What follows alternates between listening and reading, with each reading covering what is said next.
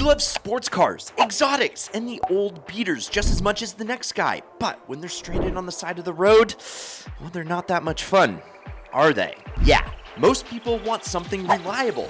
And that's why today we're going to show you 10 cars with their ideal engines that will last forever. And the last one is surprising. Let's go.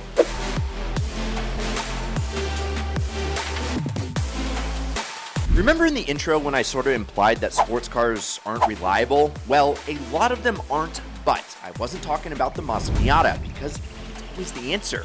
And since 1989, with the first generation NA Miata, Mazda committed to everything both enthusiasts and regular consumers wanted. Great handling, great driver engagement, simplicity, and reliability. And the Miata has always been a champion of them all. And it usually comes back to its engine. Many of the early 1990 models came with a puny 1.6-liter inline-4 that cranked out a mean 116 horses. And yeah, I know, it sounds like it wouldn't even power a lawnmower, but trust me, the lightweight Miata only needed a little bit of power to thrill its driver. The 1.6 was really simple. An iron block, a regular electronic fuel injection system, and other cast internals. And while it doesn't scream performance, those rigid materials make for a car that will not have many failures as long as you maintain it well.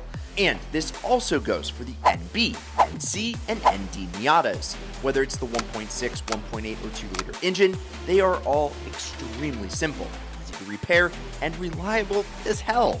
And the bonus with the Miata is that if you maintain it well, you don't just have a car that'll last forever, you have one of the greatest sports cars ever conceived. And that will also last you forever. Just go look, there's bound to be at least a dozen Miatas for sale near you that have at least 200,000 miles on them. Maybe don't buy them, but that's proof that these cars can stay on the road longer than other less fun vehicles. Now, something that is the complete opposite direction of the Miata, the Toyota Tundra. And no, not the new one. Those are having more issues than a magazine subscription. But you knew that Toyota would be on this list, didn't ya? Between you and me, there might be a few more Toyotas on this list, but the Tundra specifically is one of the best examples of a vehicle that will simply outlast everything. And like every other car on this list, it's the engine that will be the centerpiece for the reliability. And the Tundra, well, it's used a few different engines over the years, but the most storied and reliable ones are the 2UZ FE and 3UZ FE. Both are 5.7-liter V8s, and unlike the Miata, these aren't the most simple engines in the world. Both the 2 and 3UZ FE have aluminum cylinder heads, and 3UZ actually has an aluminum block as well. What's more, they both have 4 valves per cylinder, multi-port injection, and a bunch more overly engineered bits just like their grandfather, the 1UZ FE, found in the ideal Lexus LS400, which is still one of the best engines ever built. By me. But while the complex nature of engines from Germany and other European manufacturers tend to be a detriment to their reliability, the V8s in the Tundra are quite the opposite.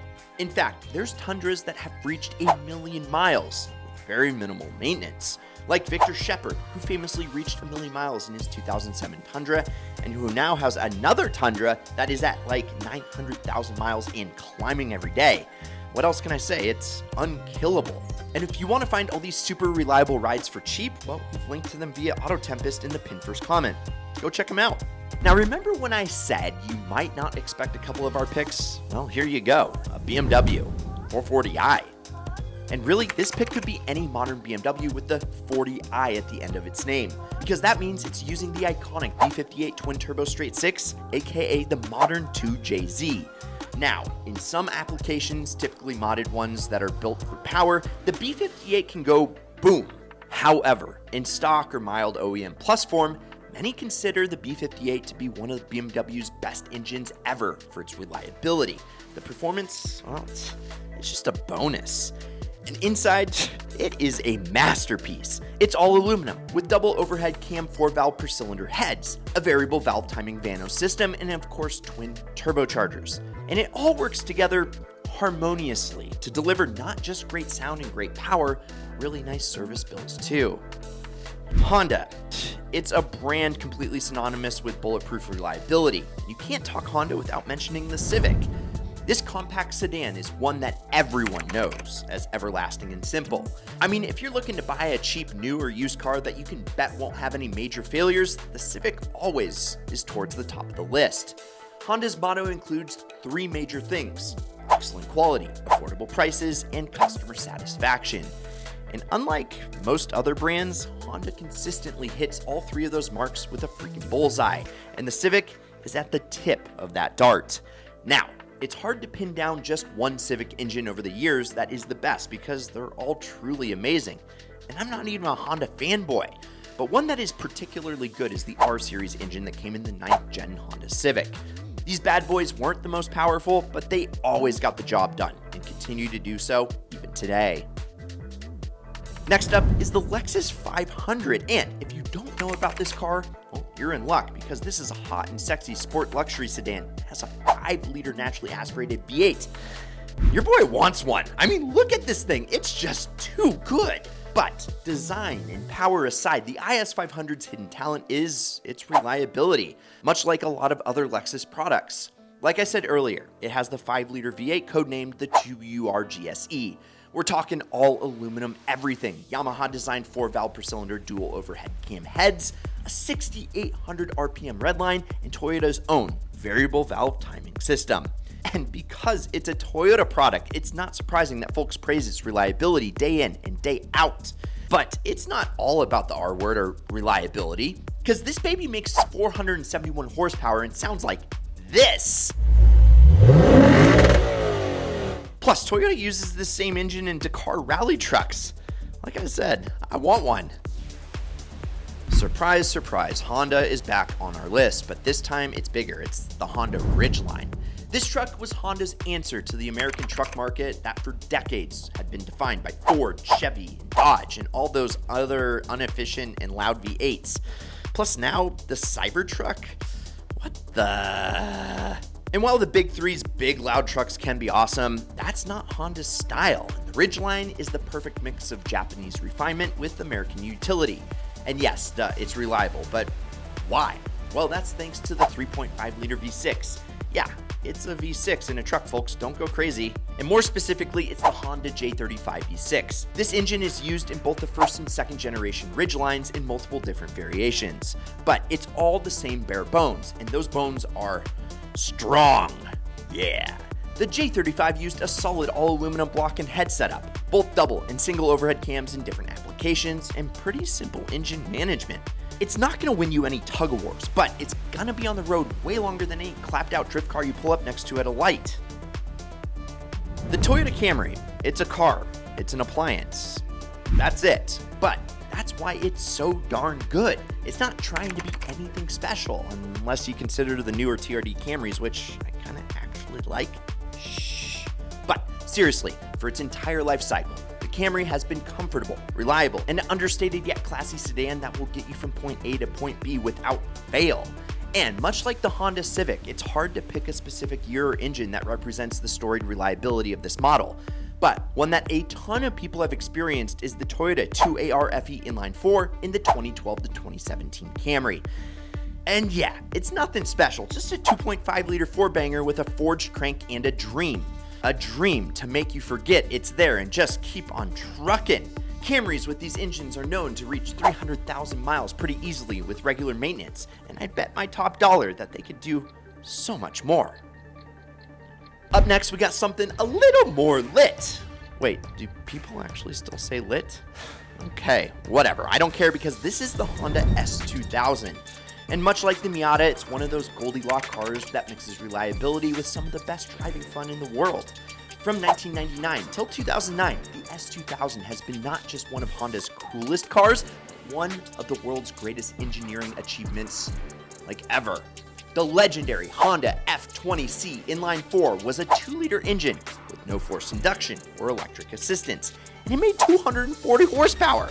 That might not sound like a lot, but it's all about horsepower per liter. The S2K's engine produces 120 horsepower per liter, which is the highest ratio of any car until 2010, when the Ferrari 458 had to outdo it by just 5 horsepower per liter.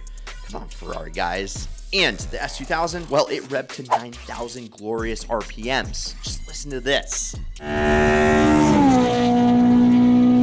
But one of of the key parts about the F20C and the S2000 story is its reliability. Its overall amazing build quality and F1-esque short stroke allowed it to have a low reciprocating mass, which is easier on parts and allow it to run forever. And now, ladies and gentlemen, it's time for a Honda double whammy, because this is the Honda Accord. And when in doubt when buying a car, I always tell people, buy as much Accord as you can afford. No, it's not as hot and spicy as the S2K, but pound for pound in terms of reliability, the Accord is unmatched by almost everything else on the road. The Honda Accord, alongside its smaller brother the Civic, is one of the most reliable duos in history and shows off Honda's dominance and dependability throughout their lineup. And like that Civic, there's not an easy choice for the most reliable model year or engine. But a really solid option is this, the 2006 to 2007 Honda Accord with the K24 four-cylinder engine. You've probably seen hundreds of these exact Accords in your lifetime and you didn't even know it. They're everywhere, and it's for a good reason. The K24 engine is simple, power enough, and efficient enough to justify driving it for hundreds of thousands of miles without a second thought. I mean, I know you've seen clapped out 2006 Honda Accords and asked yourself, how the hell is this thing still on the road? Well, the answer? K24. Okay, thank you for sticking around because you guys have waited long enough for this surprise. It's the BMW X5?